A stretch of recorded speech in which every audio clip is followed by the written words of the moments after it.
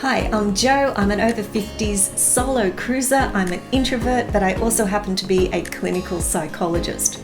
So if you love the idea of cruising but dread the crowds, the social stuff, the chatter, the pressure to participate, then this video is for you. It's the Solo Introvert's Guide to Cruising, with tips from a psychologist and solo senior cruiser.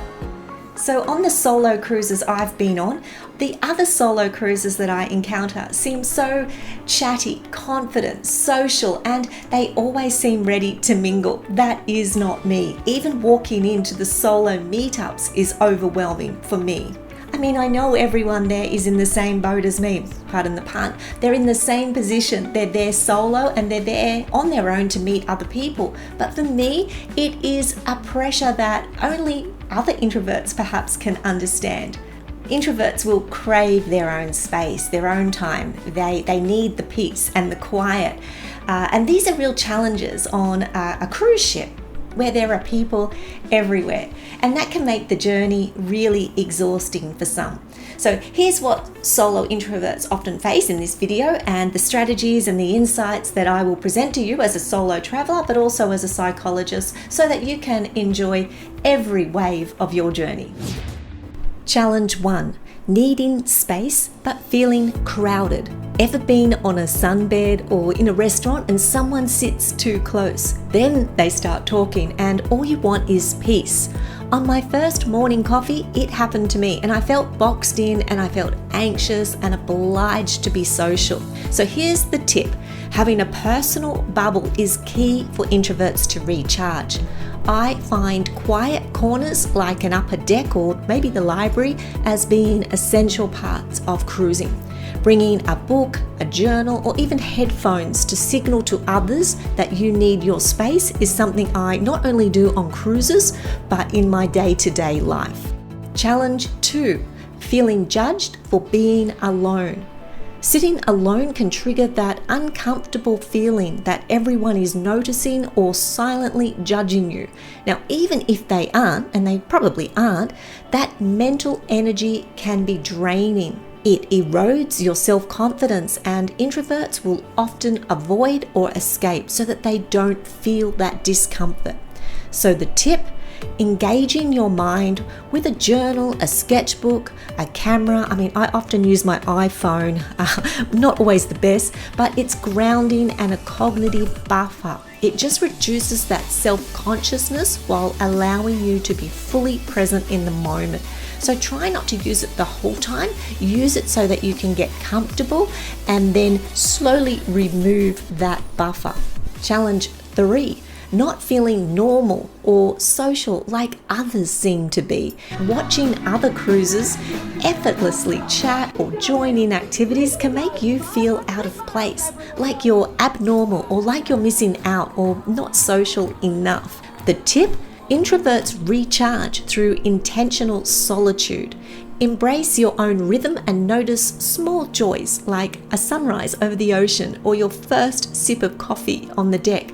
Solitude is your strength. It's not a limitation, but use it sparingly and wisely.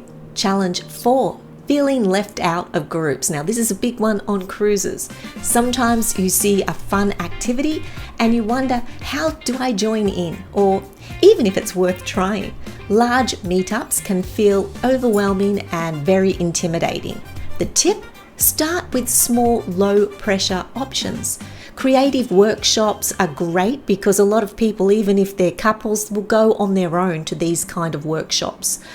Maybe a short excursion or simply just observe from the background first. Even one meaningful connection can be enough. Gradual engagement reduces the overwhelm and it will slowly increase your confidence. Challenge 5. Finding alone time on a ship. Now, balcony cabins are the great solution for this. You get your alone time with the ocean.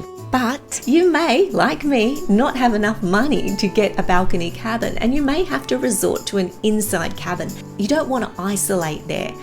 Or maybe you just want a change of scenery from your balcony, but finding solitude elsewhere can be tricky.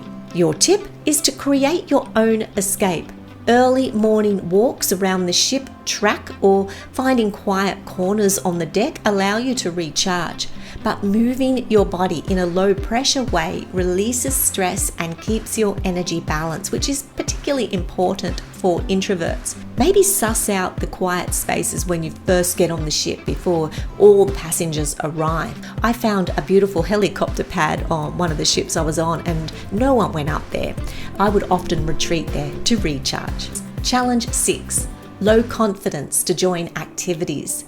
Introverts often worry about looking awkward or not fitting in, which can make joining group activities even harder. Now, I sometimes start with walking laps on the ship track before deciding to join anything. I try and burn off some energy, that nervous energy, so that I can get a little bit more confident. I've sometimes tried to go to the gym, but even walking into the gym on the smaller ships, I feel like everyone's looking at me. But just find a way to burn off some of that energy before you engage in the social activity. Start small, pick one low activity a day, observe first, then join if comfortable. Gradual exposure is what we call this in psychology, and it builds confidence and reduces social anxiety. Honor your own pace. It's more important than being everywhere at once. Just remember, being an introverted solo cruiser isn't a limitation. It is a blessing. It's a gift. It allows you to follow your own pace, notice small details that others probably miss, and really experience the journey in a deeply soulful way. Peace isn't found in the crowd. It's found in those small moments that you intentionally create for yourself. So, solo travelers, introverts, embrace your solo journey. Honor your rhythm. Find your quiet corners and let the sea restore your soul. If you relate to this, if you also are an introvert, an older cruiser, and you want to share your experiences or tips, please let me know in the comments below. Even though I'm a psychologist, I'm also human, and I experience the same unique human condition as other introverts when I sail. But the more I do it, the easier it gets. So if there was ever an advertisement for needing to cruise, that's it. I've got a great excuse. Look forward to seeing you in my next video. Until then, happy sailing, take care of yourselves and each other. Bye.